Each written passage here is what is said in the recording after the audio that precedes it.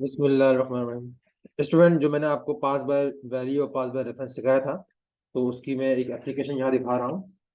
हम इससे पहले ऐड वाला मेथड बना चुके थे, ऐड वाला फंक्शन बना चुके थे जो कि दो नंबर्स को ऐड कर रहा था या सम कर रहा था।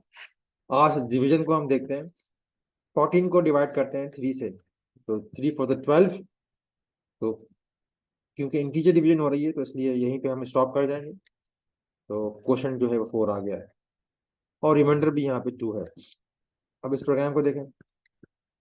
इस प्रोग्राम के अंदर हमने डिफ का फंक्शन बनाया, बिल्कुल उसी तरीके से जिस तरह हमने पिछले प्रोग्राम में सम का फंक्शन बनाया था, जो कि ए और बी को सम कर रहा था और सम रिटर्न कर रहा था, ए प्लस बी रिटर्न कर रहा था।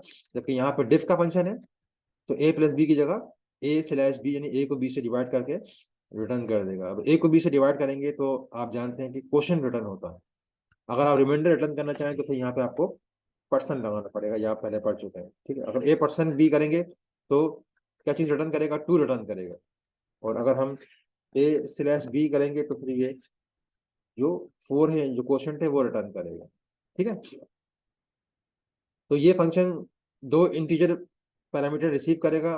पहले पैरामीटर को दूसरे से डिवाइड करेगा, जो आंसर आएगा। यकीनन दो इंटीजर डिवाइड होंगे तो आंसर इंटीजर ही आएगा। तो इंटीजर रिटर्न कर रहा है ये फंक्शन। अब मेन फंक्शन में हमने इसको किस तरह इस्तेमाल किया है? नम 1 नम 2 दो नंबर है। 14 जो कि डिवाइड हो रहा है, 3 जो कि डिवाइड कर रहा है। बिल्कुल यही एग्जाम्पल, 14 नम 1 हो गया, 3 नम 2 हो गया। फिर हमने डिफ का फंक्शन कॉल किया है। नम 1 और नम 2 हमने एज ए आर्गुमेंट पास किए हैं। हम जानते हैं नम 1 ए में और नम 2 बी में कॉपी हो जाएगा।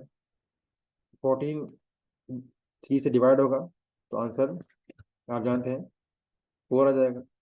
वो 4 आंसर रिटर्न होगा तो इसी जगह रिटर्न होगा, और यहाँ पे आंसर जो इंटीजर टाइप का वेरिएबल है उसमें वो आंसर सेव हो जाएगा। ठीक है ना, इंटीजर टाइप की वैल्यू रिटर्न हो रही है तो वो इस वेरिएबल में सेव हो जाएगी।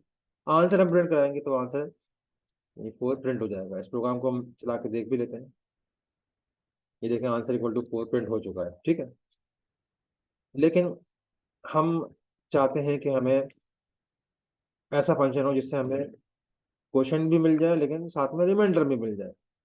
अब ऐसा करने के लिए हमें दो अलग अलग फंक्शन बनाने पड़ जाएंगे, क्योंकि हम जानते हैं कि फंक्शन सिर्फ एक वैल्यू रिटर्न कर सकता है, एक से ज़्यादा वैल्यू रिटर्न नहीं कर सकता है। तो हम ये तो क्वेश्चन रिटर्न कर दें या रिमाइंडर रिटर्न कर दें। तो अब इसका सोल्यूशन क्या है? इसका सोल्यूशन फिर हम पास बाय रेफरेंस, जो हमने अभी पिछली वीडियो में सीखा था, उसको उस मेथड को इस्तेमाल करते हैं। अब देखें, उसी फंक्शन को मैंने चेंज कर दिया, नाम तो डी भी रखा है। ए और बी को डिवाइड कर रहा है ये। ठीक है, वो तो दो पैरामीटर हो गए, लेकिन उसके अलावा क्यू यानी क्वोशिएंट और आर रिमाइंडर, दो हमने पैरामीटर अलग से लिए हैं। और ये पैरामीटर आप जानते हैं, इनसे पहले एम परसेंट लगा हुआ है। तो ये पैरामीटर पास बाय रेफरेंस वाले पैरामीटर्स हैं, यानी इन पैरामीटर की वैल्यू जो है वो मेन फंक्शन तक पहुंच जाएगी।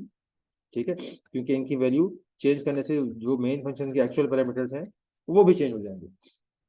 हम क्या कर रहे हैं? क्यू को असाइन कर रहे हैं ए स्लैश बी, जो क्वेश्चन का आंसर आता है वो क्यू में हम सेव कर रहे हैं। और आर को असाइन कर रहे हैं ए परसेंट बी, यानी जो रिमाइंडर का आंसर आता है वो हम आर को असाइन कर रहे हैं। तो क्यू में क्वेश्चन का आंसर सेव हो जाएगा, आर में रिमाइंडर का आंसर सेव हो जाएगा। हम कुछ रिटर्न नहीं कर रहे हैं, हम इन दो पैरामीटर्स से, जो कि पास बाय रेफरेंस वाले पैरामीटर्स हैं, उनके थ्रू हम वैल्यू मेन तक पहुंचा रहे हैं। अब देखें, वही नम 1 नम 2 है, वही मैंने वैल्यू रखी है 14 और 3। और क्वोशिएंट और रिमाइंडर दो अलग मैंने वेरिएबल रखे हैं।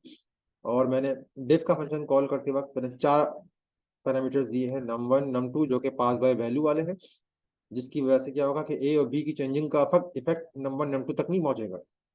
लेकिन क्वोशिएंट और रिमाइंडर वाले जो हैं ये पास बाय रेफरेंस से जा रहे हैं, यानी उधर अगर कोई चेंजिंग होती है तो क्वोशिएंट और रिमाइंडर की वैल्यू भी चेंज हो जाएगी। इस वक्त नम 1 और नम 2 की वैल्यू तो 14 और 3 है, जबकि क्वोशिएंट और रिमाइंडर की वैल्यू हमने कोई सेट की ही नहीं है।